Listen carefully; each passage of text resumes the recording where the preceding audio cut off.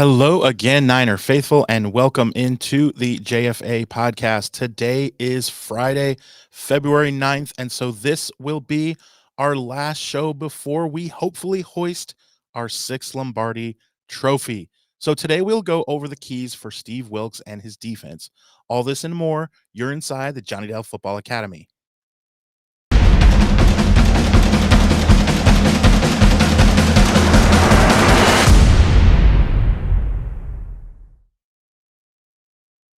Welcome to the JFA podcast on the channel that's trying to answer the whys and hows of the game by talking through and dissecting game film and diving deeper to explain why the X's zig and the O's zag. I am Adam Marino, reminding you as always, the most fun way to watch is on YouTube where we go live. There you can comment into the live show. Be sure to hit the notification bell so you can be part of the conversation. Turn on those notifications. We also stream live on Facebook and Twitter or X. Also, the audio versions are always found on Spotify, Apple, wherever you get your podcasts. Now, if you are live with us in the chat, it's probably because you are subscribed, you've hit the notification bell, and you've turned on your notifications. So when sharing with your friends, be sure to let them know. We also love to hear from you outside our live show. So be sure to email us at jonnydelsfootballacademy@gmail.com. And you can always check out the website, jfa49.com, as it is the most fun way to support the channel. Also, the way we boost the algorithm when we're live is to type out hashtag JD49. So thank you to those who have done it already, like the lovely Dawn Dell, the wife of Mr. Johnny Dell, Chat Gun, Ryan, Cyan Rowan, 49er Ski. Thanks to all you guys. I am so giddy, so excited. A couple more days and it is here. Whew, Johnny, Johnny, Johnny. Yeah, it's here. I had to remember to unmute my mic. I usually mute it when Adam's going through the intro so I don't breathe into the mic and You're have right. people, giggling about it the whole time. But Right. yeah, it's here. This is, we're almost 49 hours away from the Super Bowl. I think we're just less than 49 hours away from the Super Bowl.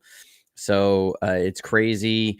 We're here. Like this is what NFL life is about. We're going into the Super Bowl, man. Third time in the last 12 years. Oh boy. This is great. I'm starting to come out of that dip of feeling super confident to starting to get a little worried, but that's not based upon anything that has really transpired or anything that's happened. It's just, the butterflies are getting close to the game. So people are going to be like, oh, did you see something on film that makes you more concerned? No, That's what I was nothing else wondering. on film makes me more concerned. If anything, actually, you're going to see some stuff on film today that'll help you maybe feel a little bit better about the game. Okay. We're going to get into a bevy of clips today, but this is going to be a great matchup, and I think you're looking at the two best coach teams in the NFL for the most part. Some things I'm seeing on the Chiefs offense is a situation where, they are not looking like the Chiefs offense of old. But we'll get into that a little bit. I think, the NFL got it pretty right this year. We knew all year that the 49ers needed to be the team that represented the NFC. They were the best team in the NFC. We knew it all year. Yep. And so the NFL got it right. For everything that we can say about Brock Purdy, and obviously Lamar Jackson won the MVP award. And I made the case for Brock Purdy a couple times this season of why he should be the MVP. And, I get why Lamar was there. On the other side, I think that was a major slight to Baltimore's defense. They had the best defense in the league this year Yeah. without a bevy of stars everywhere.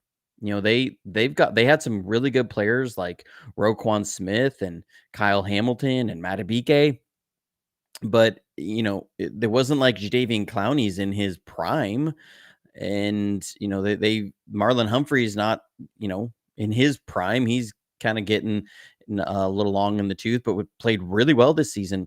And I think people don't understand, or maybe the media, just because you tend to think about that Ravens offense as being centered around Lamar Jackson, and some of the plays that get made with him throwing the ball up at times or running the ball, people go, ooh, and it really made me think about, and I think there was a really really succinct and good statement that Tom Brady had. If you didn't see it, Tom Brady was recently on Sirius XM with Steve Young, and there's some clips that have come out.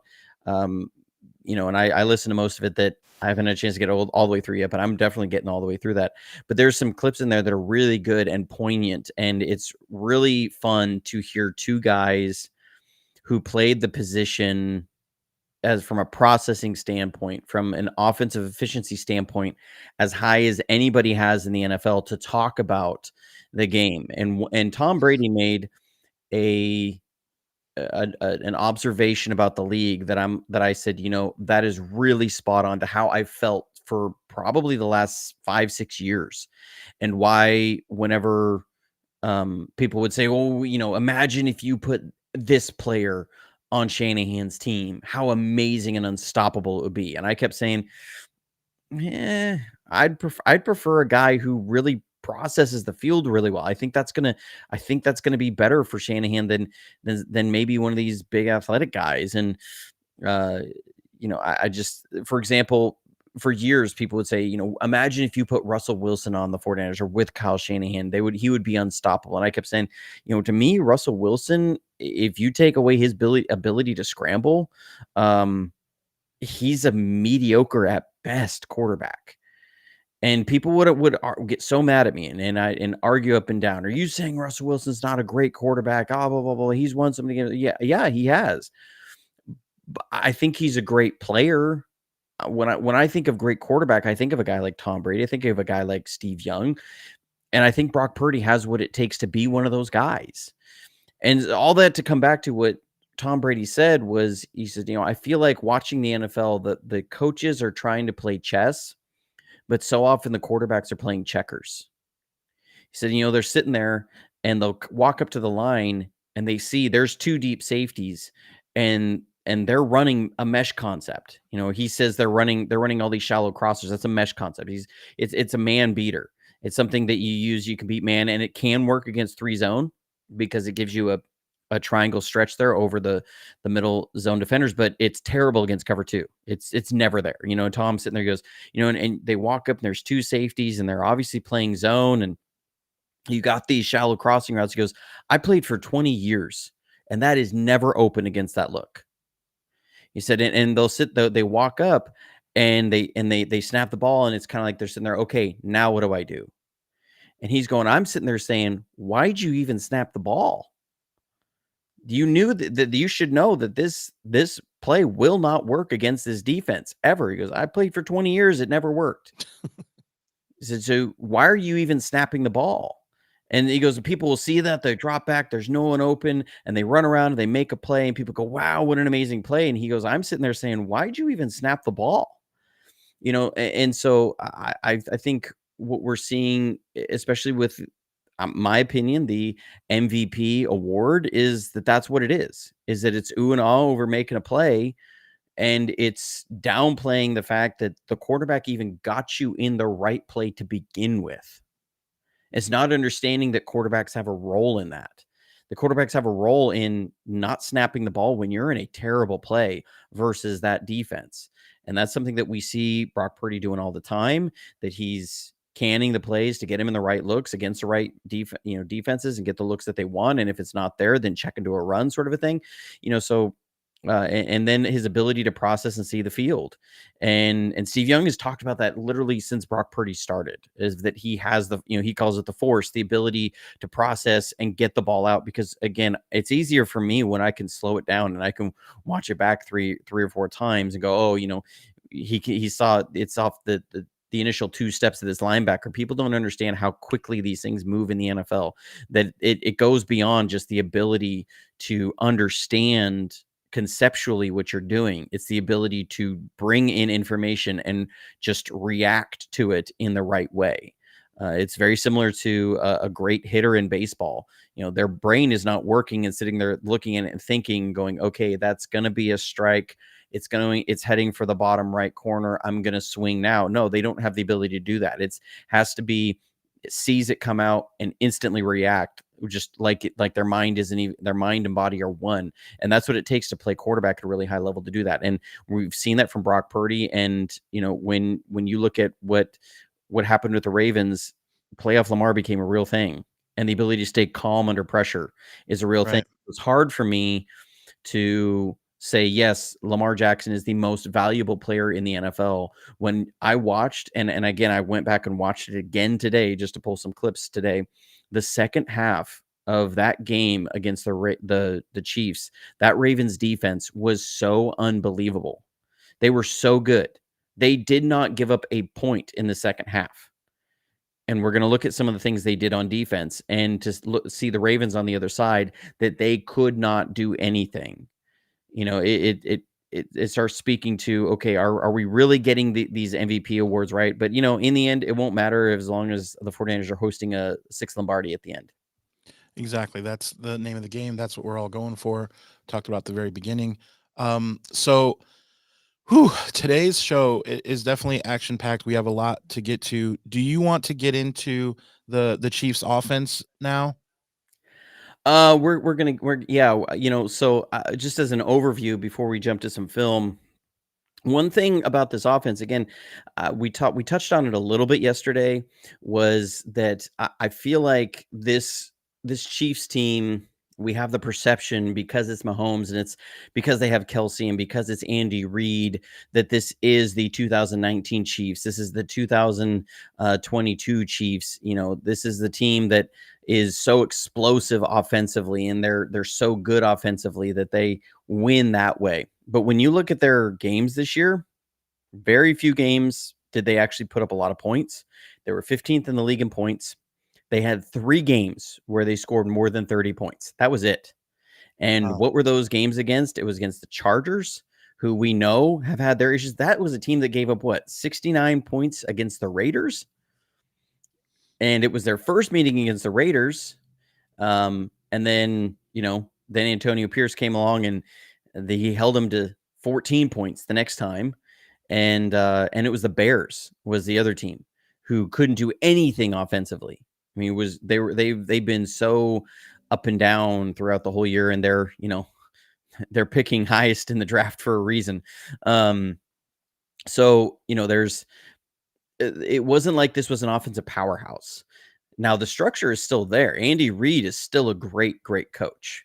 And I told Adam I was going to go full nerd Johnny Dell this afternoon. And here it is. What I would liken this to is it's kind of like German armor from 1944. Here we go, guys. And I have a visual aid here, Freddie. Yep, he does. I do. I have a visual aid. This is the German Panther. That's a Panther A. The whys and hows of the game, ladies and gentlemen. It was really well designed and well engineered. And you can tell. There were some problems, you can say, with the final drive, but that's a different discussion. More had to do with they had to switch from the HL 210 to the HL 230, but we won't get into that. But but it was really well designed, really well engineered. Something that, when you look at the technical aspects, was better than anything else that was out there. But and here's where people always get an argument. It wasn't that great because, the kill to death ratio wasn't that great. One of the biggest problems they had with this, and again, that had to do with the final drive, was that you had to shift. You had to keep this thing between 2,500 RPM and 3,000 RPM.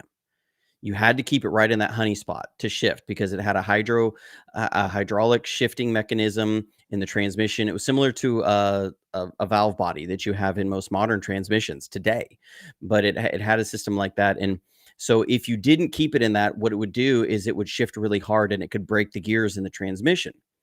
And the quality of crews that the Germans were fielding by 1944 were really poor. Most of these kids did not grow up driving a car, and it actually had a steering wheel in there, is how it could turn. The first vehicle they ever drove was one of these, And so there were so many problems that they had with tank crews not operating these things correctly. And so they were putting themselves in bad positions, and they were shifting too hard while they were trying to go, and they'd break the final drive, and the whole thing would break down, and it was a problem. So you had a really well engineered piece of machinery, a really well designed piece of machinery, but the quality of the crew operating it was not the best. That is what I would liken this Chiefs offense to. Is it's There it really is. well designed, it's really well engineered by Andy Reid, but the quality of the crew operating this is not what it has been. This receiving core has some issues. They've had issues all season. These are not issues that have suddenly gone away. Yes, they put up 27 points against the Bills. It wasn't because their receiving core suddenly got really on point with everything. And Glass City's asking if that's my favorite German tank. I will say yes. And that's a long story. I will not get into that. I'm a big fan of the 75 millimeter L70 gun that they had in it. It was really powerful. It was a really good design. Anyways, they had, I see this offense has just got issues there in the receiving core, and I don't see that just going away here. And they've got issues on the offensive line that are giving them problems. So we're going to look at those. We're going to see what those are and see how the 49ers are going to be able to exploit those. I love some of the Weisenhauser of the game. I love Charles. Like, I'm live on a The podcast, man. Weisenhauser, I the can't like just Weisenhauser of the game. I can't unload all these laughs, but I was really laughing at that. I love that. So okay, so you have some clips here. Yeah, I want to answer this. That would be the dumbest idea ever. Oh gosh. Yeah, No, no, that's not even a thing. His no. processor is broken. He Look, doesn't process the well, game. here's the thing. Kyle Shanahan had every opportunity to go pick Justin Exactly. Fields. Exactly. I mean, he went to his pro day, and John Lynch said that he left his pro day drawing up plays for Trey Lance. Trey Lance is the third quarterback on the Cowboys that they traded away. So, Yeah. just think about that. If Kyle Shanahan didn't see anything during pre-draft that he saw that made him want to pick him over Trey Lance, and Trey Lance was not the guy, why would Kyle Shanahan turn around and go for, plan B there? As far as I know, the 49ers didn't even have Justin Fields within a first round pick. No, that is so ridiculous. I don't think anybody in the 49ers organization would actually believe that's beyond ridiculous. Glass City did have a question. There's some clips on it at Sirius XM Yeah. NFL Google on Twitter, and and then you can Google also it. Google it. Yeah, just It Google comes it, up. and it'll take you to Sirius XM, and there's the audio version. Yeah. They're putting some of the video clips up on Twitter. You And can get on the whole YouTube. interview there. On if you Google it, that's the best way I can Yeah, do that's what it. I did. So, yeah. And and yeah, 49er ski, the Russian teeth river was designed on a tractor chassis. A fun fact, though, that the suspension system on that T-34 was actually an American design.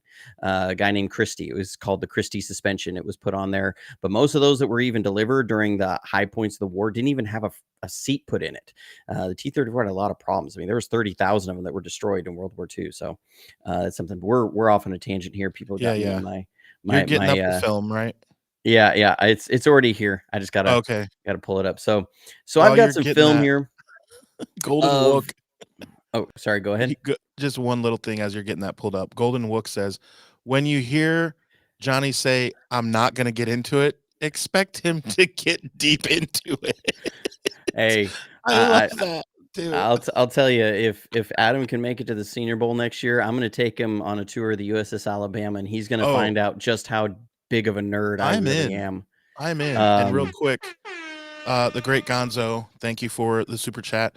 Ordered beef from White Oak Pastures, ready for the big game. Go Niners. Hashtag JD49. Remember to boost the algorithm. We are doing hashtag JD49. Thank you, great Gonzo. Love it. White Oak Pastures. yes.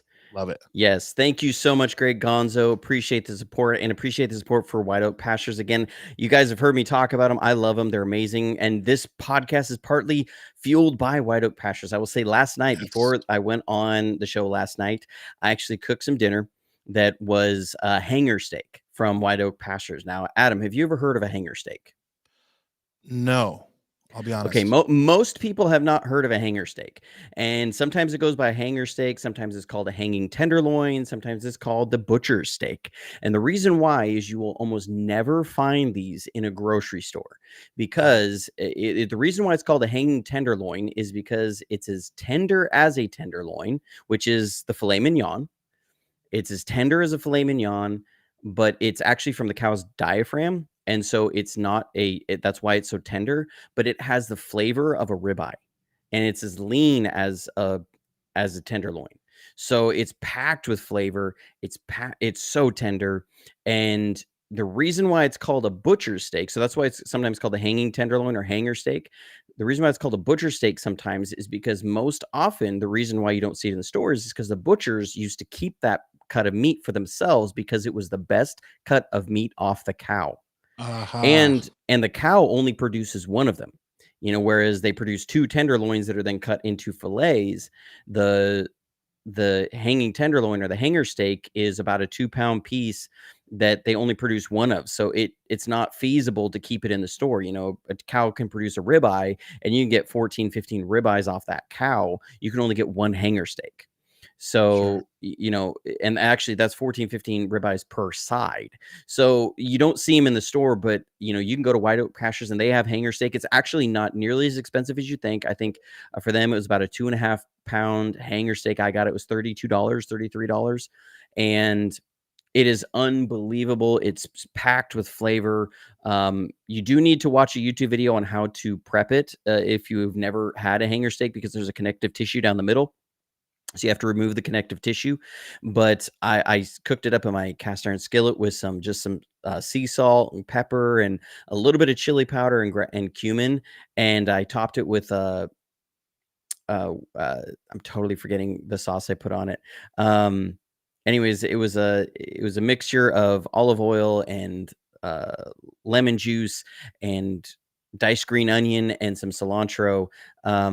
That was all mixed in, a little bit of sea salt mixer, and I topped it with that. It was unbelievable. Unbelievable.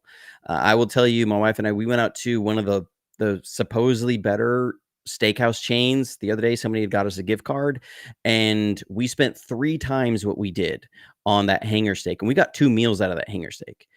We spent 3 times we did for 2 meals of hanger steak at a reputable steakhouse chain, and it wasn't anywhere close to the kind of flavor. It didn't even seem like we were eating the same kind of food. So, White Oak Pastures, I love their stuff. It's amazing. Go to whiteoakpastures.com/JD49. Check out some hanger steak. It is some really good stuff. But we're going to dive in here to some Chiefs film. So this is early on, this is at the beginning of the third quarter. This is when the game really changes for the Chiefs. So one thing that you see is that teams are, when you can disguise your looks, that the receivers and Mahomes are not on the same page for post snap changes when there's adjustments. So what's happening here is you see that the Raiders are kind of showing too high and they're in bump on the outside. So there's going to be one play called here at the snap. What's going to end up happening is you're going to see this right before the snap. If this plays, I don't know why it's not playing. I gotta restart this. Sorry, everybody. It froze up. Technical difficulties. I was so into it too. I was so excited to talk about this play. It's like New Orleans when the lights went out and we were on hold for it seemed like 8 totally hours that was. Super Bowl. Yeah. Sheesh. Giving me Almost got us back in that game, man. It did. I mean, I could see why Baltimore was upset when that happened because it was bad. All right. Here we go. We're coming back to it. Yep. So here we go. We're back at it. Here, they're motioning Kelsey around, and that shows some zone. And right at the snap here, you're seeing them. They're dropping This guy's gonna go to a middle field, and the corner's in a bail technique. So they're actually coming with a fire zone here. So you're gonna have 3 deep, 3 underneath, and what is happening with this corner dropping into a bail technique? This receiver, probably against 2, is supposed to run a fade. Again, you would be familiar with this if you are a member of JFA49.com. I believe this is a thunder route that converts to sky. It'd be a fade, but against going to be a bail, it's going to turn into a stop route. So it's going to be a fade stop. So this is where Mahomes and this receiver are not on the same page, because they're looking at what this receiver is supposed to do is drive up here, break off, and then work back down the stem. Okay. This is where they are just not on the same page. What you're going to see is Mahomes is rolling out, and look, Mahomes is throwing this early. I cannot put this on Mahomes. He's throwing this early. He's expecting his receiver to get up here, stop, and then work back down towards the ball. The corner's reading Mahomes the whole way because he's in a bail technique. So he's going to drive on this throw. And watch the receiver sit. He's going to sit here, and he doesn't work back towards the ball. He's going to drift away from the ball. And that leaves an area for the corner to jump it. And you got a pick 6. Was that the second turnover right away in that game? Wasn't there a Yes, fumble? right before Ridiculous this, play. they had a weird fumble, but you can see it. He throws the ball, the receiver stops, and then he starts drifting away. You can see him at the top of that stem. He's backpedaling. That is 100% on the receiver. You know, people will say, you know, oh man, this quarterback didn't have a great game. He threw these picks. He did this. This is 100% on the receiver. Corner's dropping into a bail. Now, this is a great heck of a play by the corner. But that receiver's got to work back down the stem and attack the ball. Yeah. And so you're seeing issues with his receivers. And that was 84, I believe. And he's had some rough reps. Like I would be surprised if Wilkes hasn't had some not the most flattering remarks about him in their film studies of, you know, we're gonna be able to match up against this guy. This guy does not scare us. I mean, just leaving your quarterback out to dry. That is not how you do that. They have got issues at the receiving core. Okay. So what does this mean? This means that if you can keep them to 3rd and longs, if you can shut down their run game, and they have to rely on these receivers to get yards, this is going to be a rough go for them. So this was again, this game, the Raiders did a great job of run defense. So this is an RPO here. What they're going to do is that they're going to block out this way. They're going to block, and this receiver is coming out here to take a swing pass. The read is on this guy. If he stays out, you're going to hand this ball off. If he comes in, you're going to throw it. Okay. So what that means, because you're now removing that +1 from the run defense, is that your front guys have to dominate. And they're just going to run an inside zone here off of this, and they get almost nothing. And we're going to look at, you know, how did this not go anywhere? And this was a theme all throughout the Raiders game. Again, I was in an argument with a guy on the Chiefs subreddit, was saying that I was cherry picking plays and all this stuff. I would say, no, this is what I saw over and over again. And one thing I talked about was that Trey Smith is a guy that I think they can match up really well against. So they're trying to get this inside zone. So they're trying to get a scoop block on the nose tackle and up to the second level. And then Trey Smith's going to work to drive this guy out, and they're going to drive this guy out, and they're going to try and get it right through here. Okay. So first, this nose tackle does a great job, but that's not why this play is made. But the nose tackle, what you see he does here is he does a great job of occupying the inside shoulder of that center, because he understands I've got to hold that guy. I can't let him seal me off, because if he seals me off, then the backside guard's going to go get the linebacker.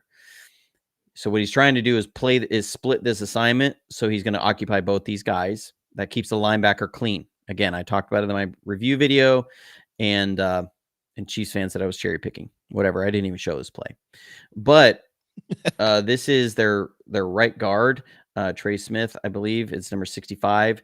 You're going to see he gives up hand position. This alignment on him is going to work, and you're going to see him fight here, and he's going to get under his pads.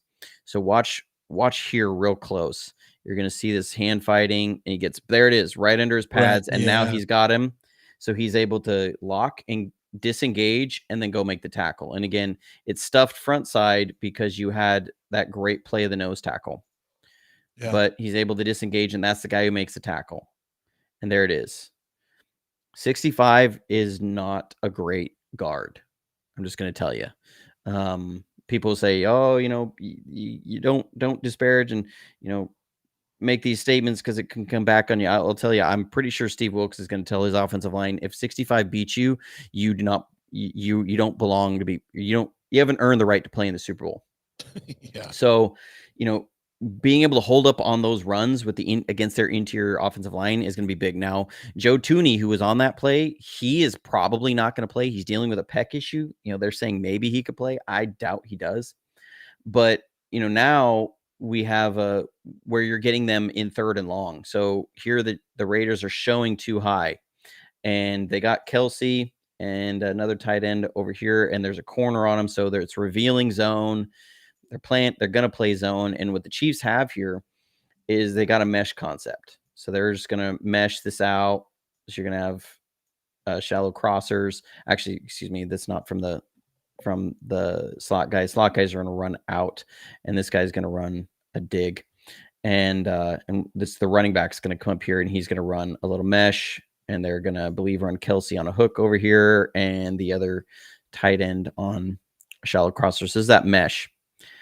And the Raiders, they show middle field open, cover 2 zone, pre-snap, and here they go with all the different motions. They're moving into a stack, Kelsey over a stack, watching how the defense shifts, and they're actually in cover 4.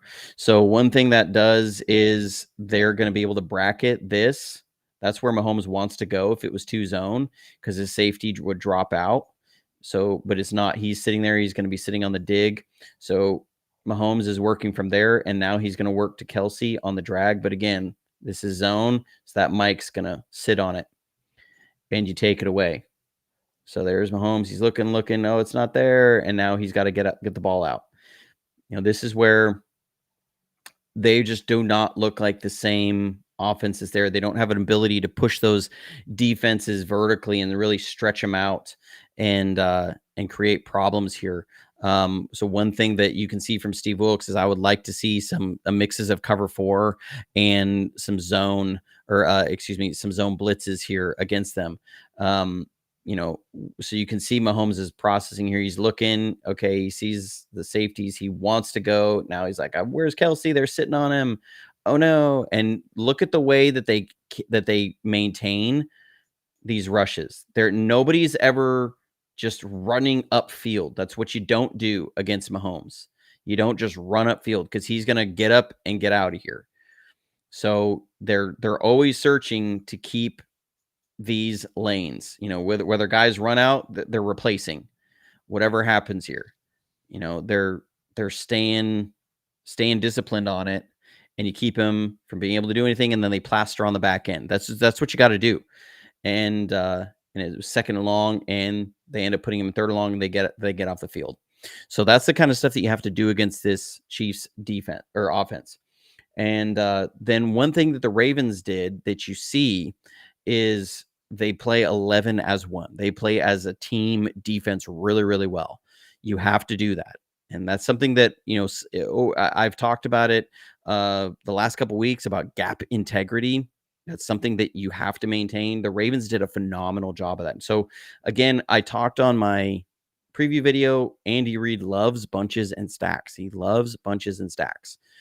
So why? Because if you're coming up in here and you're playing man, and then they're going to run all of these rub routes. They're going to have all these guys Chrising and crossing, and he's got you in a blender. So one thing Mike McDonald did was he was varying the kind of zones that they were playing against him. Sometimes it was a full drop back zone. Other times he'd come with pressure, and he wouldn't let the zone beaters develop. And so he really stayed ahead of Andy Reid on that. Here you can see they're in a zone. So they got a 4 strong over here, and they only have 3 up guys. So there's a safety over the top that tells you it's zone. If you were bringing man, then you would expect another guy over here. So they're not gonna shift fully strong to that side. So what do the Chiefs do? Because they see you're not committing +1 over here. Over here now you're equal. So they're just gonna run a little bubble screen here, is what the Chiefs are gonna do. And so bam, they get it. So they have an ability to block this up and get their guy one-on-one with the safety. That's a win usually for most offenses. But watch how the Ravens fill these rush lanes. This is playing 11 as 1. You're going to get all these guys flowing, and they're not just like Patrick Queen here isn't just running down to go get the ball carrier down where it is. These guys are not just flying to go try and make a tackle. They're filling the rush lanes, the run lanes here against. This is perfect. You get outside, inside, safety. That is perfect gap assignment right there. And the outside guy defeats the receiver's block again, number 84. It's almost like I saw him wasn't very good during most film I saw. But this is what you see over and over and over again from the Ravens, and it's something that we have to do on defense, is that this gap integrity. Let me back that up just a clip, because this is so good. Their cameraman was a little slow on some of this stuff, but they're getting the ball out. Bam. This is a great shot. Jeez, look at sealed, and that is playing 11 as 1, guys playing their assignments. That is textbook defense right there. That's what you got to do. But Andy Reid will get numbers because they got this, convoy of linemen coming out here.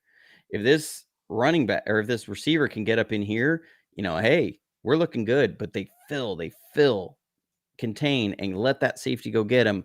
And we're even going to beat our guy over here. So fantastic defensive play. They're trying to run that tunnel screen. Don't even let it get going. Love that defensive play. There's a reason Mike Macdonald is a head coach in this league now. So we're going to keep moving. Any questions, Adam? Any questions from the chat that I have missed? No, that really looks good. I love it. All right. So keep going. We're going to keep going. All right. So here, now you're going to get some pressure towards Mahomes, and they manufacture this. And one thing that I saw over and over again, because people would always say to me, man, you have to take away Kelsey. You double Kelsey. And I'll say, here's why you don't double Kelsey. I know that's going to sound blasphemous, but they use Kelsey to chip and release on 3rd and longs as much as anybody uses a tight end in the league.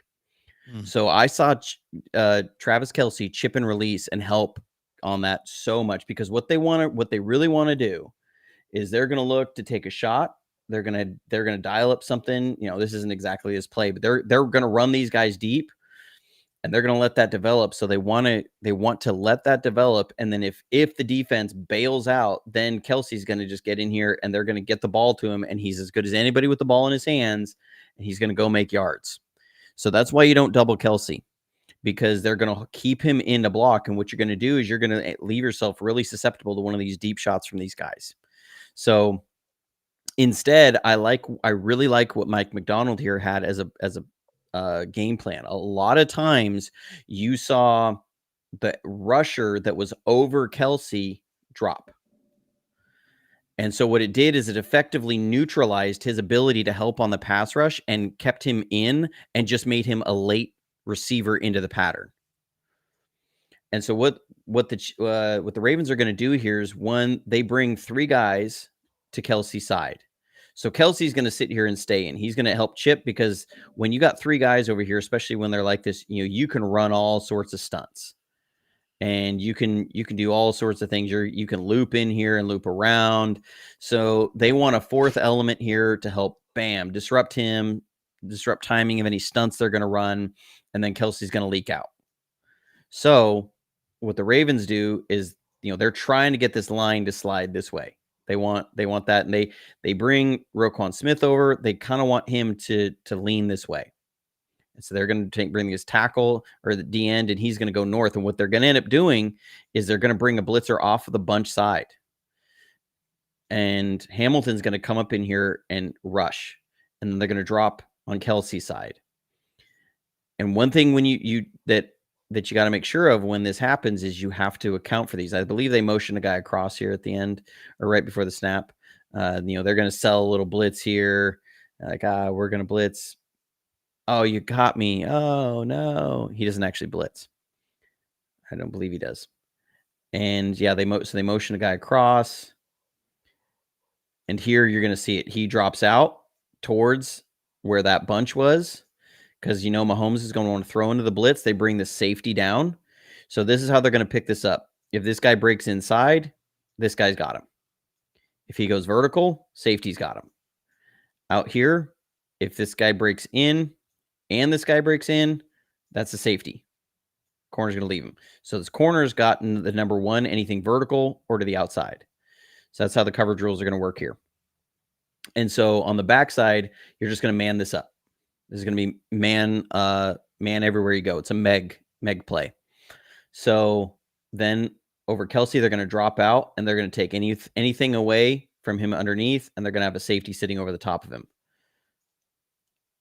And you see this line slid it was a 4-1 protection, and I believe it's Pacheco. He's going to come up and help on Roquan Smith, and you're going to get Kyle Hamilton coming through here free and untouched. And Patrick Mahomes running for his life. It's taken away. Boom. 3rd and long, incomplete pass.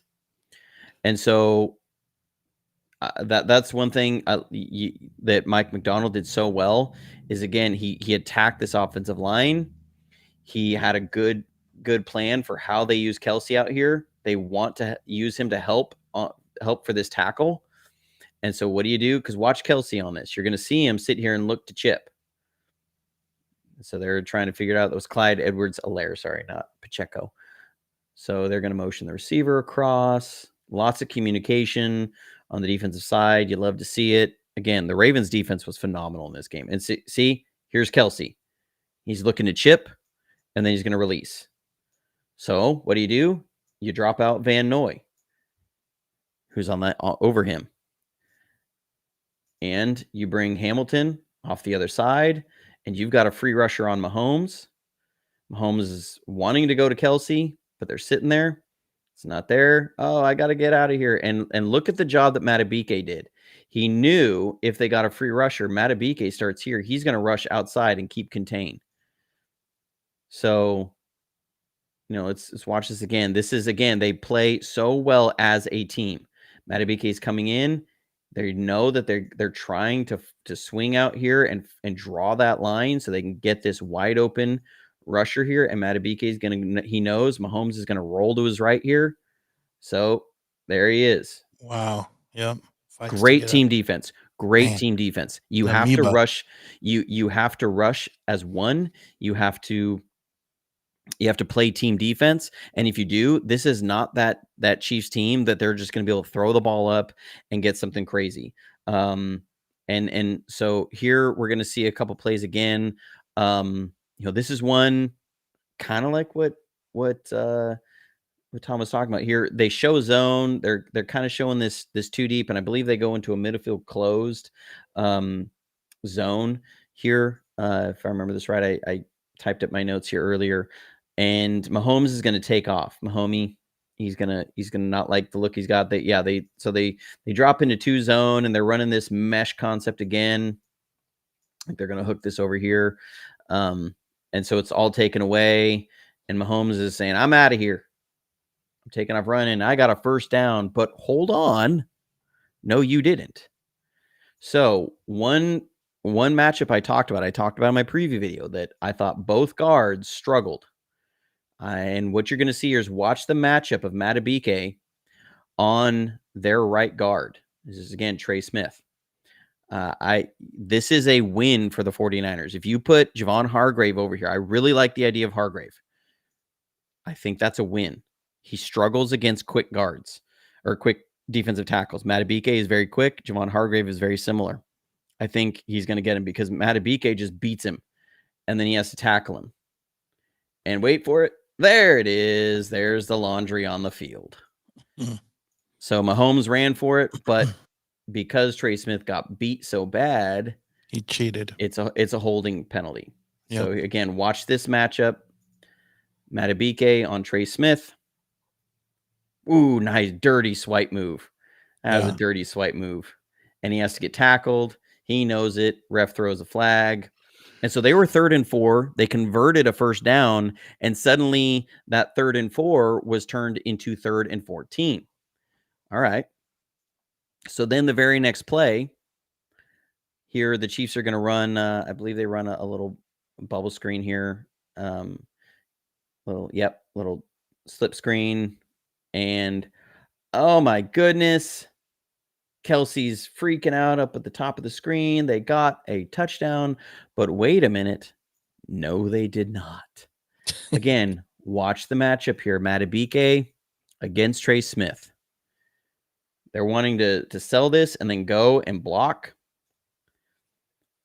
And watch Matabike on Trey Smith.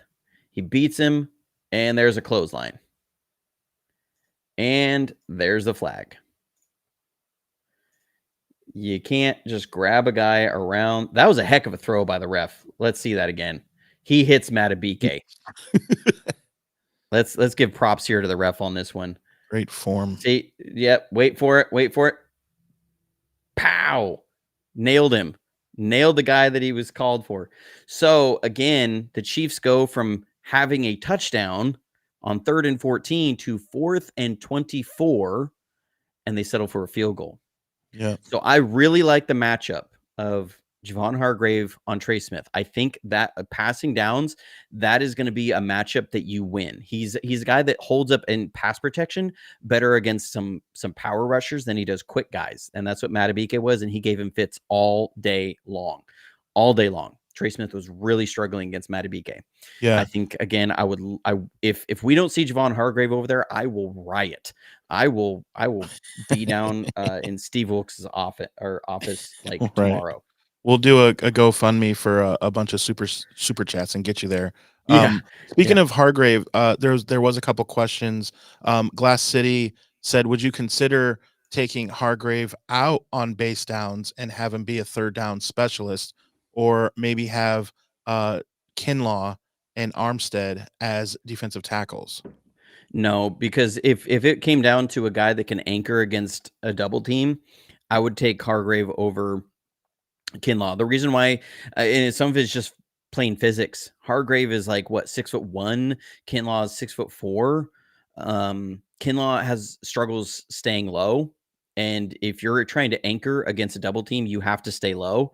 You can't get high in your pad level, and that's been Kinlaw's biggest fault, is that he gets too high in his pad level, and the dude will just get ejected out of the hole against double teams. The Lions did it to him last week. Now, he one-on-one situations, he's a beast. He's a physical specimen, but he doesn't do those like really nitty-gritty things that we used to see. It was DJ Moore, or not DJ Moore. The old defensive tackle. I'm totally blanking. I didn't get a lot of sleep last night. My daughter came in to snuggle in the middle of the night, and I got awakened at 1:30 in the morning, realizing that she had a little bit too much water to drink earlier in the evening, and I was awakened to the sensation of feeling very wet. And that's when we also realized that our waterproof mattress protector was actually not, contrary to advertisement. And so we were spending about 45 minutes to an hour in the middle of the night trying to clean up that mess. So yeah, I'm not 100% there mentally right now, so I'm drinking a lot of coffee. But DJ Jones, they're saying. DJ Jones, that's what it was. DJ Jones. Yep. I knew it was DJ something. But next we're going to look at a 3-play sequence, because again, how does this work out? This was a 3-and-out that the Chiefs had. So we're going to look at a 3-play sequence here. And again, people like on the Chiefs subreddit, they said, "Oh, you're just cherry picking. You're just cherry picking. You're just picking this play from the Raiders, blah, blah, blah, blah, blah." Well, look, here they are against the Ravens. They're going to run this same RPO play that we saw earlier against the Raiders, right? They're in stack up top. They're going to have a swing pass out there, and they're going to have an inside zone here. And again, this is based upon the read off Hamilton. If he stays in, they're going to throw it out there. If he jumps out, they're going to hand it off. So here they go. Mahomie's going to make the read, see Hamilton, so he hands it off. And again, bang, it's stuffed. And what happens again? And this is why I'm showing these plays specifically, because I picked the one that was earlier because people said, "Oh, again, you're cherry picking." No, watch what happens. How does this get beat? We have Matabike on Trey Smith. Watch the job that Matabike does, just like we saw against the Raiders. Hand fighting. He's going to get underneath his pads. He's going to drive him up, and he's going to watch and then disengage and go make the tackle. There it is. Disengage, go make the tackle. Wow. Against the same guard. So when I say I see these things on film, I'm being serious. Like when I pick a play to show, it's not just like, oh, I happen to see this one time. It's I saw this as a pattern. You put these things together. You see this RPO. You see Trey Smith get beat. You see the RPO again. And that's part of what's hard about some of this film study is I'm trying to remember these plays amidst 200 plays I'm watching. But there's a reason in the end that I put it together and that these scouting videos usually take so long. So then we're going to have another problem here where the receivers are just not on the same page. And what I talked about, that they don't have the personnel to run this as effectively it is. So there's going to be a little bit of a disconnect here. Kelsey is going to see that he thinks the Ravens are playing zone on him. These receivers on the outside are going to be playing like they're being run against man. So what you have here is I'm not 100% sure what route this receiver runs because it's so jumbled up here. I think this is supposed to be 3 curls. And actually it's like 3 stick routes. So what it is it's a stick route versus zone. It's going to sit down versus man. It's going to work outside. You're going to run away. I think that's what's going on here. Because this guy up top, he's going to run an out route. And this guy, he looks like he's trying to release inside and then run an out route. And Kelsey's just going to come up in here and sit down because he looks like it's zone. And they get a completion here, and granted, I think this is a situation where they're bracketing Kelsey, where Smith is going to get him anything short. And the safety's going to pick him up on anything deep, but this is horrible route distribution. Let's watch this when it comes out of here. So they gave a coverage check that showed zone. So again, that's where these receivers need to see what happened on the other side of the field. They're reading man, and this guy is essentially playing as man, but you have to understand what is being played over Kelsey over here. Because if they're kind of zoning off against Kelsey, he's going to come up here and sit down. You need to take an outside release and go. You gotta create space. But instead, he sees outside leverage, so he's getting jammed up in here. He's gonna come inside. Kelsey is just presenting himself to the quarterback. He says, "I'm here, sit down." And he turns to catch the ball, but his receiver is literally running into him. And so they have a chance that could be a first down. If Kelsey can catch that and turn up field, he's got a chance for a first down. Right. His receiver is running into him because they're not seeing things the same on the field. These plays have abilities for checks and things in the coverage, and it's just this offense is not seeing things the same way. This is what you see a lot of the problems in their passing game. And so bam, he nearly knocks the ball out. He gets in there, bang. Helps make the tackle. That's Rasheed Rice. He's not seeing not understanding his role in the entirety of the offense like he should be. So, those are the first 2 plays of this drive. So you have 1st and 10 and then second and 10, and now it's 3rd and 3. So here they're going to do a coverage check. They're going to bring Pacheco out, see the corner on him. So, okay, they know they got zone. and they know they got 3 up to the top. So they're going to look at how are you going to account for 3 over here, keeping 4 over 3. All right. So we know that. And what they're going to do is, again, the Ravens kind of had an issue here of alignment. Somebody wasn't sure where he's supposed to be for a blitz. They're going to end up coming with a blitz here. And you can see they're lining up 4 away from Kelsey this time. So they're, again, trying to draw a line slide this way so they can account for it or keep Pacheco in. And what that's also going to do is now, again, they don't want to keep this left tackle one-on-one with space over here because they have the ability to move all these guys and slant the entire line to have to account for all 5 of these rushers. That means you can get a 2-way go on this left tackle with Jadeveon Clowney. That's what the Ravens are presenting. So what are the Chiefs going to do? They're going to say, we're not going to let Jadeveon Clowney be one-on-one with our tackle. So we're going to give a little help here. And again, it forces Kelsey to stay in. So boom, here's Kelsey staying in. He's staying into chip. And they're going to bring a blitz off the edge. And what they're going to end up doing is they're going to end up dropping both these defensive tackles out. And so they're going to look to take away. So these guys can sit on anything a little bit deeper. And these defensive tackles are going to be bodies in the middle. And this guy's on Kelsey. He's waiting for him to release. So where normally, you want the Chiefs would probably want Kelsey on a quick out or, something, just come over and sit down over the ball because you only need 3 yards. By the presentation they had pre-snap, again, let's look at what the presentation is.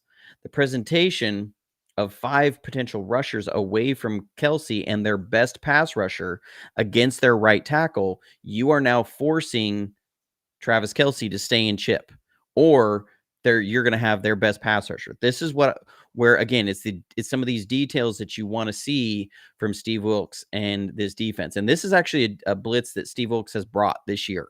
So, I like this call against him because what you do is by backing these defensive tackles out, now a center and guard are blocking air.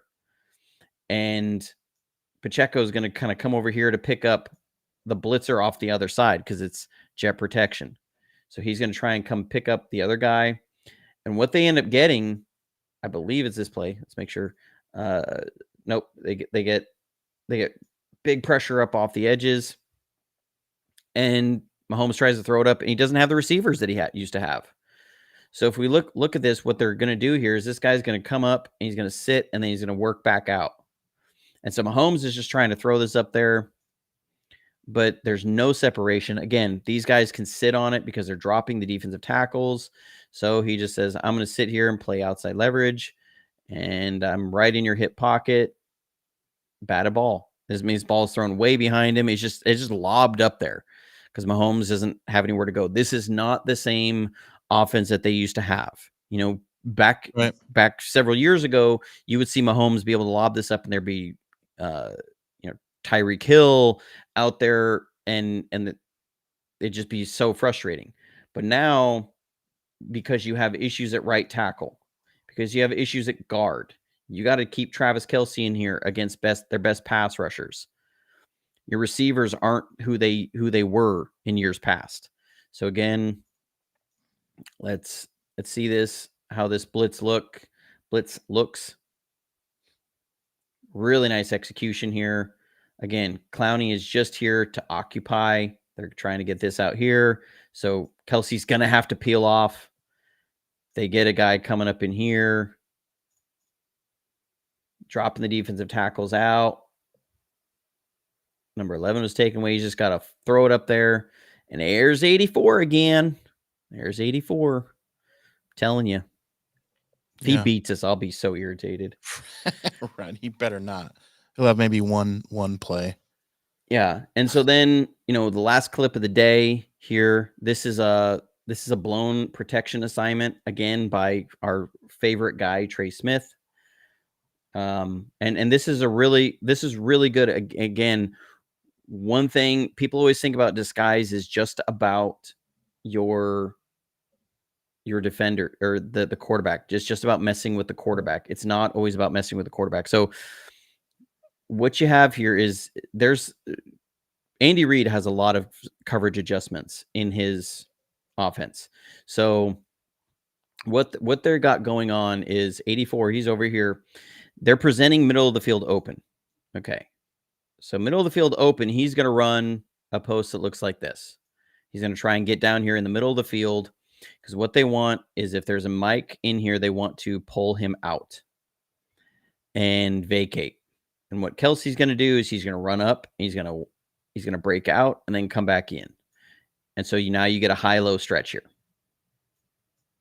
on this. And I believe they hook another guy over here. So then you kind of get this three level vertical stretch on a mic against middle field open. And now they're presenting this muddied look here. And this is what really messes with them, is that what they're able to do out of this. But then right before the snap, see here, boom, they're dropping, middle field closed. This is a fire zone. What Kelsey should be doing here is I believe he should just come up and break out. And this guy, because this guy, what he's going to do now is instead of running a post down the middle of the field, he's going to cross the face of the safety. So what you get is you end up getting a horizontal stretch on this corner is what you want to get. So this is, again, where these guys are not all seeing things the same way. So the changes post-snap, Kelsey's still going to come up here. He's going to break out, and he's going to run back in. And this guy's running an over route right at him. That doesn't make any sense. What, to me, most likely, Kelsey just needs to run an out route here. And that's how Mahomes throws it. So Mahomes is sitting here. He's throwing this. This ball ends up out over here. Like he's expecting Kelsey you're good to break out. Yeah. And so there you see it. Ball lands over here. Kelsey broke in. You can see the frustration. Kelsey's going, what in the world is happening? Yeah. Mahomes was frustrated by it. But what happened as far as the protection? There were some issues there with the protection. So again, they're presenting a multiple surface here. They're presenting a six-man surface against 5 pass protectors. So this is possibly a zero blitz. They've got to figure this out. What needs to happen here is it should be block, block, block, inside threats. Okay. This is what you generally should see, depending on where the slide call is. If the slide call is this way, okay, this is how we're picking it up. The quarterback knows if they come zero, then it's up to him to figure out where his hot is. One of these guys, if they bring all of them, is going to be free. Yeah. But the offensive line has got to block inside out. You always grab the first rusher. Now, they bring Edwards-Helaire in here, again, off the coverage check. So now they have an ability to account for everything here. They're trying to get some hard counts. Now he's coming up and he's trying to sort out the protections. That's what they're doing right here. Yep. Who's got who? And so then they shift over defensive tackle and they drop Queen out. That is really subtle, but it changes because the center's got his head down. Yeah. Changes now who he's going to have to pick up. And so the center is coming over here. Oh, I got to catch this side. Smith is expecting the center to slide over to 96. But the center is picking up the other side. He's trying to pick up his immediate threat to his left. So you have a miscommunication here between the center and the guard. And so Smith lets this guy go. The running back's coming across because he's usually got to pick up the end man. They dropped Van Noy out on Kelsey's side. And you see now the tackle is blocking an error. And you get 96 coming straight through unblocked. They got issues. They got issues on the offensive line. They got issues in the receiver areas. They've got issues on offense. So when I say that this is not the same Chiefs offense as that they have been in the past, you see exactly why. That they are not the same Chiefs offense that we've seen. Yeah, man, that was one of the best film sessions. And I have to announce one little thing that I have to actually get rolling out of here. Johnny's gonna talk about Patrick Willis, a couple other things. The show must go on. Thank you to the Brockness Monster, who says Wilkes has experience with Bosey and Young over guards. Would you like to see any of that this game? I'll let you answer that, Johnny, in 1 second. I have a surprise that I want to also talk about. The reason I have to go is I have to drive my limo. I have a limo and party bus company. And one of the guys on New Year's Day or New Year's Eve, he rented the limo for me. We got to talking, and I've told him I was a Niners fan, showed him about the channel. He's not a Niners fan, but we started talking. Well, he texted me a couple days ago and said he had this in his closet, and it is the starter. This is, if you remember the old school, look how awesome this is. That reminds me of George Seifert right there. Yes, yes. And again, here it is, made by Starter. There it is, upside down. But so totally awesome. I am set for the game. Bang bang Niner gang. I do have to run. I will catch you guys after we win our 6th Lombardi. I will see you guys a little bit later. Johnny, don't forget the question from Brockness Monster, and enjoy the rest, guys. I will talk to you guys soon. Well, thank you, Adam, for everything. Yeah, he's got to run. He does a great job. He's got the bus that he's got to go. So, question from the Brockness Monster. Now, what I'm also going to do here is I'm going to throw up the link to join in if you want to call in. Being that this is the last preview show, the last pregame show of the year, I want to hear from you guys. I want to hear some of you. How do you feel about this game? If you can keep it to 2 to 3 minutes, if we have a line there, I'm going to put the link there in the chat. So if you want to call in, and I want to hear how you guys feel about this. What are some of your favorite Super Bowl memories? How are you feeling after this defensive film session? Are you feeling a little bit better about it? But to get to the Brockness Monster, thank you so much for the super chat. Oh, I knew he was going to jump in. I knew he was going to jump in here. He's getting his hat on. I'll give him a second. But to answer your question, yes, I would love to see Bosa and Young over the guards. We saw that back. It was against Tampa Bay, and we have not seen it nearly as much since then. And I don't know why as much. Now, I guess I do know why, but I also don't know why. So if there was the way I could describe the difference between D'Amico Ryans and Steve Wilkes the best is that Steve Wilkes, coming from a secondary perspective, is all about keeping favorable matchups for your secondary. So, and I've expressed frustration with some of his calls because they seem really predictable. Like when you get into the red zone, you're generally going to see Mooney Ward versus the other team's best receiver in man coverage. That's what he's going to do, because so many often teams will end up trying to put their best receiver on a positive matchup they want isolated, almost like the old basketball ISO plays where they're going to have them isolated to the wide side of the field in a bunch of space on a corner that they feel best about. And so what Steve Wilkes does is he says, I'm not going to allow you to do that. I'm always going to keep my best corner on your best guys, so we have the most favorable man matchups. I'm not going to allow you to put your best receiver on, say, Dre Greenlaw in zone coverage in those situations. Now, what on the flip side of that leaves you susceptible to some of these pick plays out of bunch stacks and stuff, where we saw that against the Packers, that the Packers ran 2 pick plays on the goal line, and we were in man coverage, and they scored a touchdown and then a 2-point conversion. So Steve Wilkes is looking at everything of how do I maintain positive matchups for the secondary. Now that works sometimes, again, because 4th down against the Lions, I believe it was 4th and 2, they were trying to get Jahmyr Gibbs in the flat on a linebacker on a spacing concept, and he was running cover 3 Mabel, so it was man on that side, and he had Jair Brown on Jahmyr Gibbs in the flat. It was taken away because he had a better matchup there, and you could see Goff wanted to go to the flat. It wasn't there. Because he got zone on the other side, Dre Greenlaw kind of slides over and he undercuts the curl route, and Goff has to hold it. Bosa starts getting pressure. He moves and he tries to throw it. It's a little bit off target. They can't get the completion, and that was the 4th down that changed the game. Okay, so I see why Steve Wilkes does that. Now, if you look at D'Amico Ryans was, I don't care if I have Fred Warner on Julio Jones running down the field, or I don't care if I have Fred Warner on Cooper Kupp over the middle. I'm going to create positive one-on-one matchups for my linemen in their pass rushes.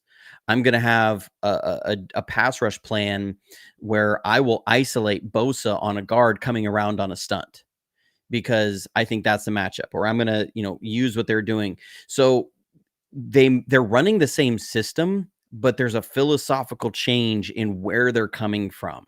Is it Steve Wilkes is very much looking at the back end and how do I keep favorable matchups there? And D'Amico Ryans and Salo were looking at the front end of how do I keep to manufacture favorable matchups there. So it's like Steve Wilkes is saying, I'm going to help out the pass rush by giving really good matchups on the back end and making the quarterback hold the ball. And D'Amico Ryans and Robert Saleh were saying, I don't care if I don't have a great matchup on the back end, because we're going to force that quarterback to get rid of the ball so quickly. Because if he holds the ball, we're going to get there with the sack, because we're manufacturing pass rush. So we haven't seen as much of that Bosa and Young over the guards and these looping stunts and all this kind of stuff. I would like to see some of this. I don't think the Chiefs are as good at it. I don't think they're going to be as ready to go versus that. One more super chat, and we're going to bring in our first caller in here. He's patiently waiting in the backstage area. Chuck S says, I'm really worried about Pacheco. Should I be that worried? Now, Pacheco's a guy, he's a very talented guy, runs hard. I mean, physical runner. But if you get him moving sideways, he is not nearly as dangerous. He's a very north and south runner. His lateral side to side horizontal, he's not the best at moving lateral and then finding that hole. Like, you give him that hole, he's going to hit it. He's going to hit it hard. If you make him stutter in the backfield at all, he's done. And that's what the Ravens did. That's what the Raiders did. That's what a number of teams have done for them. So I'm going to bring in a guy who is a master of film himself. He watches a ton of film. You can check it out on his channel. Mr. Terrera Dome, welcome in. Thank you for calling in. I'm going to pose this question to you. What have you been able to watch any Chiefs tape? Yeah, I did just like you did. I went back and checked out the Raiders. Know they had some problems with them, as well as Baltimore, and I saw some opportunities. I saw a couple of things here and there. They're not the big bad wolf they used to be. And Baltimore just did an outstanding job, man. It's a shame a defensive performance like that just got, sullied. They got away from themselves. I think only 6 rushes total or something phenomenally crazy. It was inexcusable. I mean, it's one of those, like, Yeah. I can understand. I get, the Chiefs went into that game with a game plan. Spags had a game plan that was going to be, we're going to make Lamar beat us throwing the ball. Yeah. And so, it was a situation where I can understand where they're coming from. Okay, we're gonna throw the ball. We're gonna bust you out of what you're trying to do. But at the same point, they ran the ball a couple times in the second half, and they got like 10, 12-yard runs. And you're going, why aren't you sticking with this? It's not like the Chiefs. To me, they're weak on the edges. I don't think they're really strong on the edges. And Derek Nottie was a huge loss for them. So when I watched the Raiders tape, the Raiders had so many 2, 3, 4-yard runs, and a big reason for that was Derek Nottie. And it was what I showed yesterday, that they'll go from being a 1-gap defense to all of a sudden they'll shift and they'll be in a 3-4, and they're 2-gapping with their nose tackles. And Derek Nottie was a phenomenal 2-gap guy. Yeah. I remember coming out of that Raiders game going, oh my gosh, Nottie's going to be a problem. This be and I was like, well, it was more. I was like, when did he get hurt? Divisional round. Oh, yeah. So what happened was I kept seeing 91 flash. I'm like, who's this 91? And I went to the Chiefs roster site on their website, and 91 wasn't showing up. He wasn't on there. I'm like, what? Surely they didn't cut this guy. They didn't let this guy go. And I scrolled down, and he was in the injured reserve area. And so then I Googled Derek Nottie injury update and found out he had an injury there in the divisional round, was put on injured reserve. So there was no chance of him coming back. And so that's a big loss for them. And then people were always talking about Charles Omenihu. Omenahu's a big loss, okay? And he was probably their best edge setter. And he's gone. So for me, if I'm looking at this game, I'm saying we can attack the edges here. Now, one thing that I do think Spags is going to do is, because we run so many condensed sets, he likes to bring corner blitzes against those. So what is Kyle Shanahan going to do versus that? We saw that got us in trouble versus the Ravens. They brought that double corner blitz, and we tried to throw a little RPO. I hope we don't get cute with that. I want to see us, run some inside stuff from some of those condensed sets, and then look to take advantage. I think that's going to be somewhere we can go. But what do you think about Pacheco? Are you worried about Pacheco? Physical runner. He reminded me the first time I saw him of a true running back, Deebo Samuels. He doesn't shy away from contact. Gets the pad level low. He'll bring it to you. He'll bring it to you. But there's an old saying: there ain't a horse that can't be rode, and ain't a cowboy that can't be throwed. He can get a little something too, and I'm hoping we'll be really, really physical up front as well as the back end. I want us to really set the tone. Greenlaw hit. Theodore Lenore has been coming on pretty tremendously. They need to feel our presence, because they are walking around a little bit Hollywood and thinking, oh, it's this and oh, it's that, and they got the girlfriends here, and bundle your insurance and everything. And Johnny D, I'm gonna say it to a man, we're responsible for a lot of this. We had that lead 10 minutes left in the fourth. No, it got down to 7 minutes left. 7 minutes left in the fourth quarter. And we had the interception and the ball momentum, and as Denny Green would say, you let him off the hook. And his legend has been growing ever since, and everybody's just slurping him like a summer day at 7-Eleven. He's just the greatest thing ever. Oh, my God. He's already got 2 Super Bowls. Oh, he can't be beat. Oh, my God. I never bet against Patrick Mahomes. But, hey, man, Tom Brady showed us, hey, he can get got. He can get got. And Joe Burrow, you think they worry about that, the bundle or those little, Taylor Swift doing Shake It Off or nothing like, man, no. You go through them and you bust them in the mouth. I had old coaches, I'm sure you might have, hey, son, it's the goddamn Super Bowl. If you can't get up, maybe you need to get out. This is how we go down, man. And we just need to come with it. Quick questions from me, man. How do you think we and I have kind of the remedy in my mind, but do you think we'll get up with this crack toss? Some people call it a pin and a pull. We got to get in the fit. And that was a beautiful job you showed with Baltimore, how they got in the fit. Defense's concert. You play, in the choir, they have chords, and everybody's got to play their chord for something harmonic. Security outside, apex defender, force defender.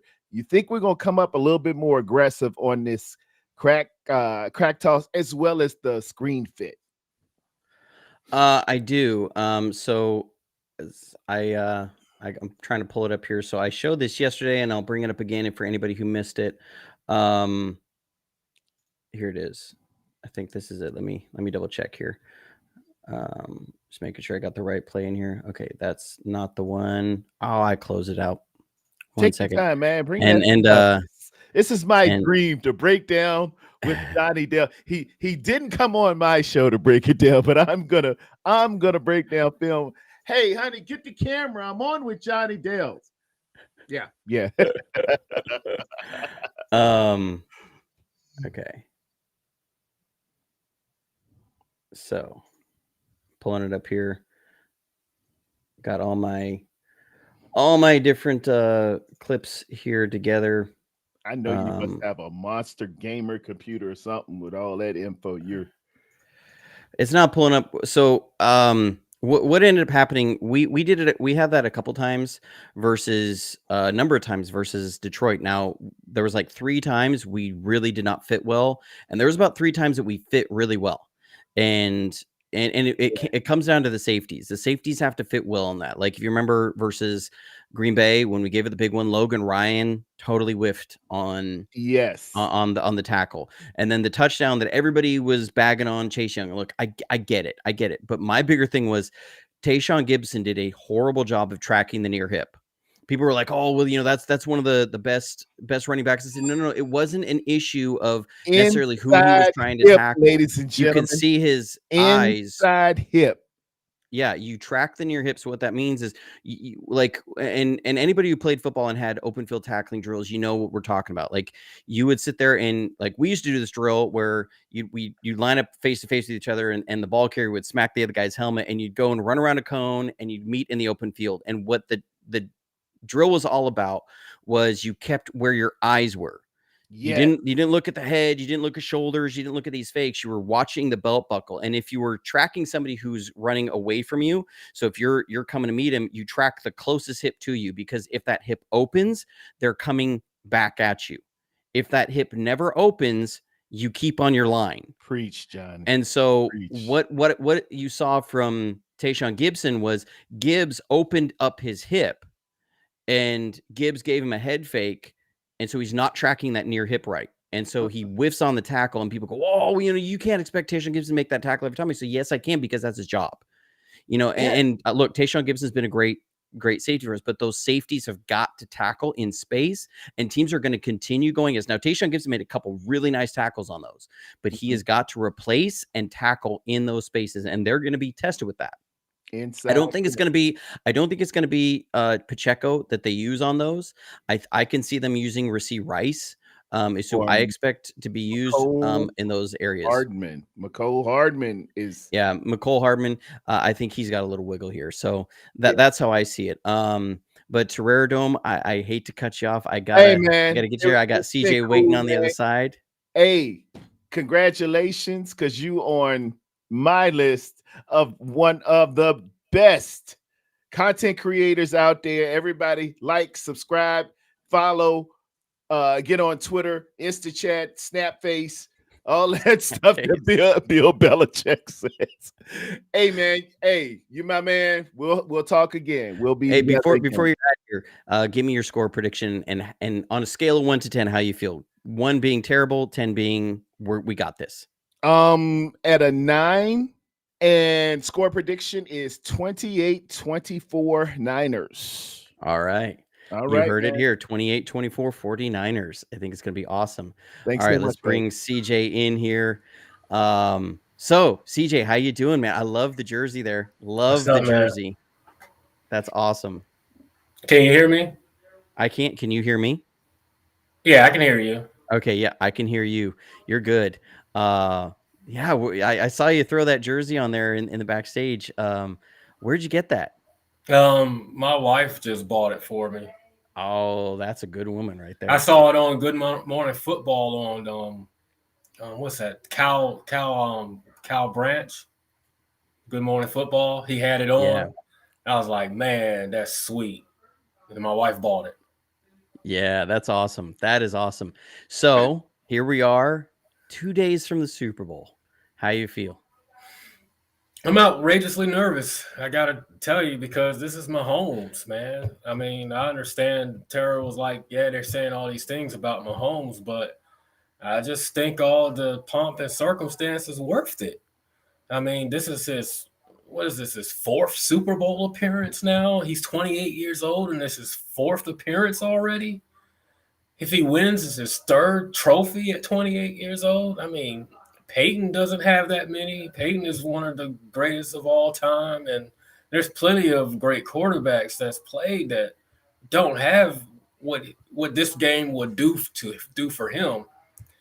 I mean, since the first season that he took over as the starter, he's gone at least to the AFC Championship game. And even in a season where receivers are dropping passes, Mahomes is screaming at everybody. It just looks like a hot mess. There's nothing going right at all. And yet we look up and they're still here. They went through the Bills and the Ravens, and they're here. So I get why do we have this pomp and circumstance? And you also get why everybody is betting the way they are. I mean, look, it's one of those you take the sure thing until it's no longer a sure thing. That if history, serves any sort of reflection on what the future is going to be, you pick Mahomes.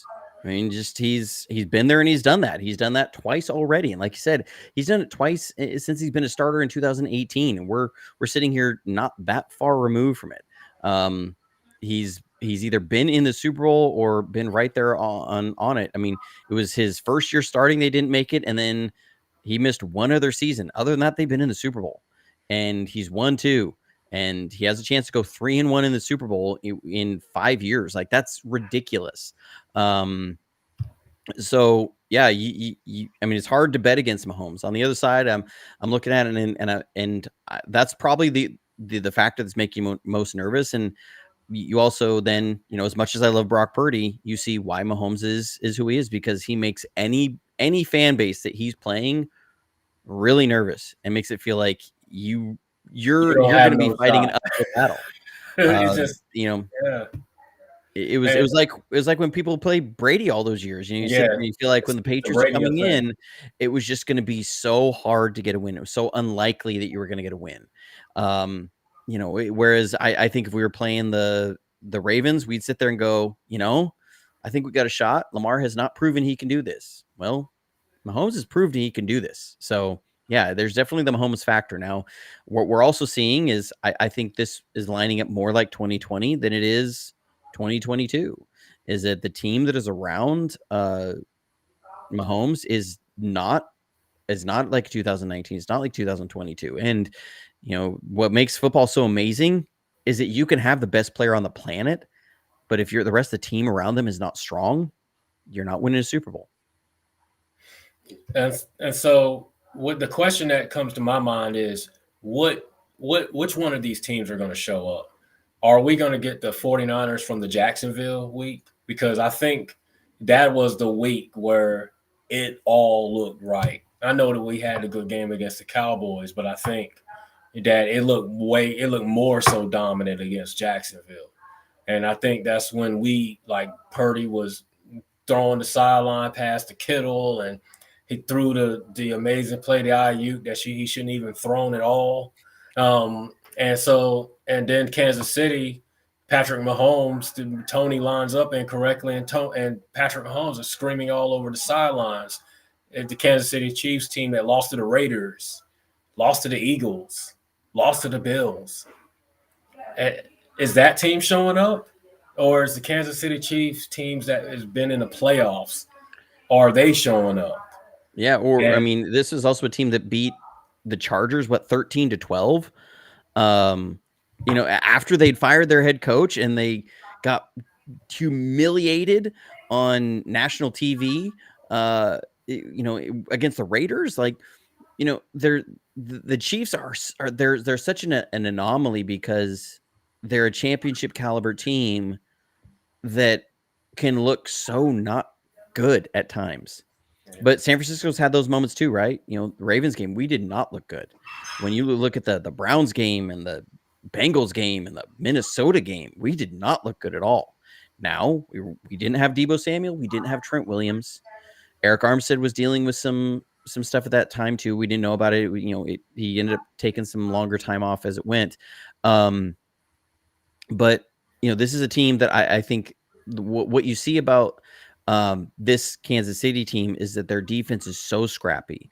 It's so tough. They're so good at what they do that you don't want to be. You want to be in a position where you do want this to have to be Mahomes has to come back in this game, because if you're in a position where you have to come back against Mahomes against this defense, that's not a good situation. This defense is so good at those things, where if you can stay ahead of him and stomp on him, like Steve Young said, rip this thing out of bloody hands. I like it. I like the matchup here.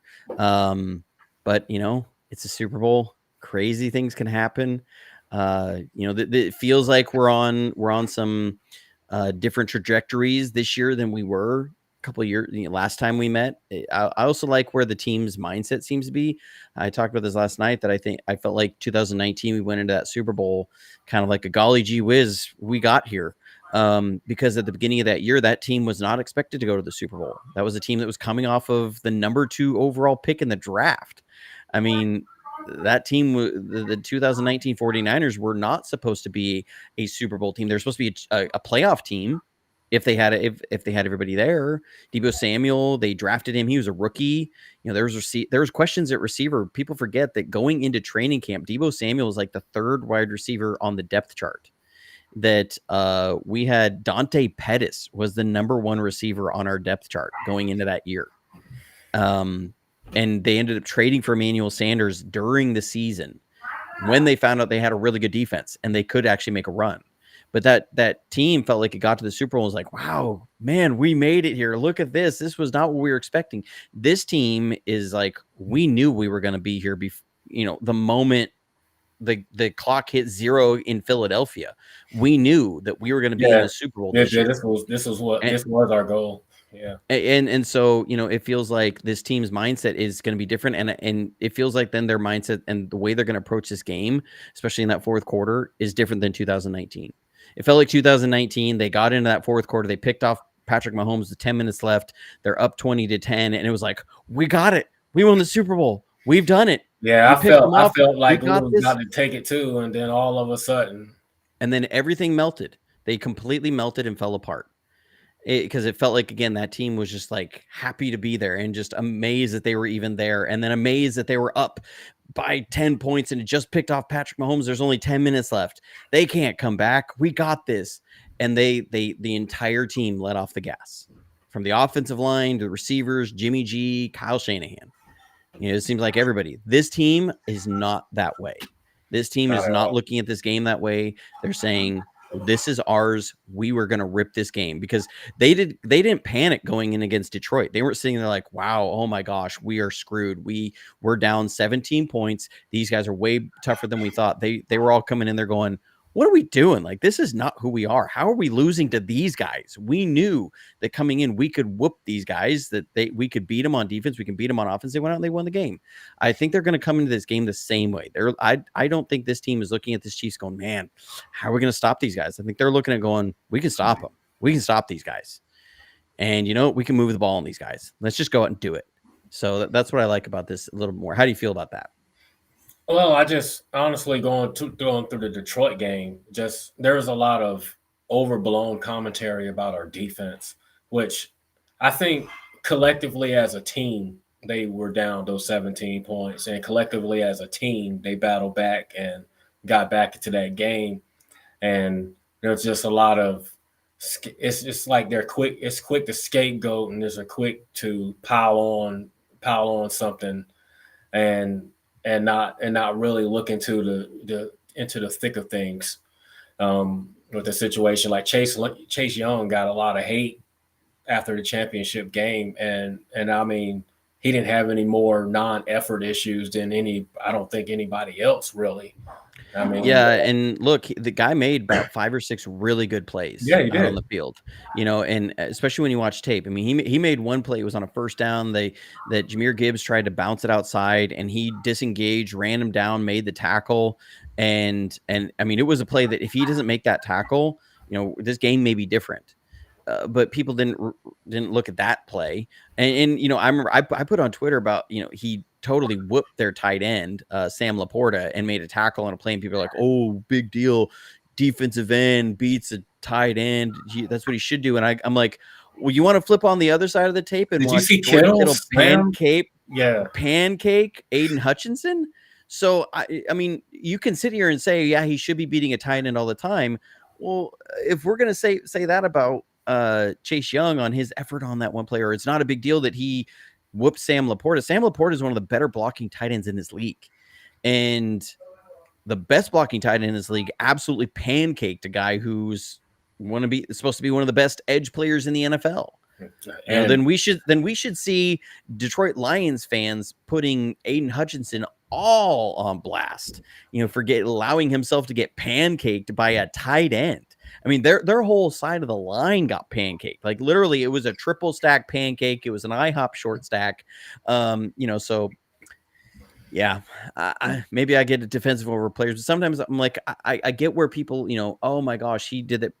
Givens did the same thing. Greenlaw did the same thing.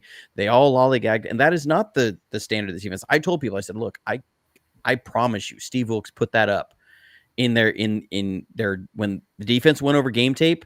They didn't even put on the entire tape. They put on that clip and said, this is not our standard. I promise you that happened. But they also turned around and said, but this did not define who we were in this game. So, to me, Chase Young was one of the more important pieces in that Lions game because of how much he dropped into coverage. People, he's a defensive end. His job's to rush the passer. The fact that we were able to do that. You can't get too many ends. You can ask to do that. Right. And the fact that he could do that and play in space a little bit. And we did it like 5 or 6 times, I think. And 4 of those times we ended up ending drives with it. So, it is what it is. Real quick before I let you out of here, I gotta wrap the show up here in the next couple minutes. Got to run home, and I'm gonna be making some White Oak Pastures piggyback blend tonight. Some burgers at home. But what is your score prediction, and how do you feel on a scale of 1 to 10? 1 being not great, 10 being I am supremely confident the 49ers come out with their 6th Lombardi. Yeah, confidence level is a 5. So that probably sounds about most 49ers fans right now. I think in the middle. I can't wear all this stuff for the Super Bowl and then say that we're going to lose. So I can't do that. So I'm gonna go with a score of like 27-16, San Francisco. And I think that we are going to finally get off to a faster start, and we're just going to be able to hold them at bay. Mahomes is a different animal, but he just doesn't have the tools he needs to really overcome a big deficit if he should find himself in one against us. We got a Chiefs fan here in the chat. He says the Chiefs are gonna win by 30. You got to score 30 to do it, buddy. They can't even score 30. They score 30 once this whole season. 3 times. So they scored 30 or more 3 times. It was the chart against the Chargers, against the Raiders the first time, and against the Bears. And are we really saying that these 3 teams are in the class of team that San Francisco is? Yeah, I mean, come on. I'm doing it. Like, come on. Chiefs' offense is, I mean, Mahomes is great. Their defense is great. But his offense, his weapons are subpar.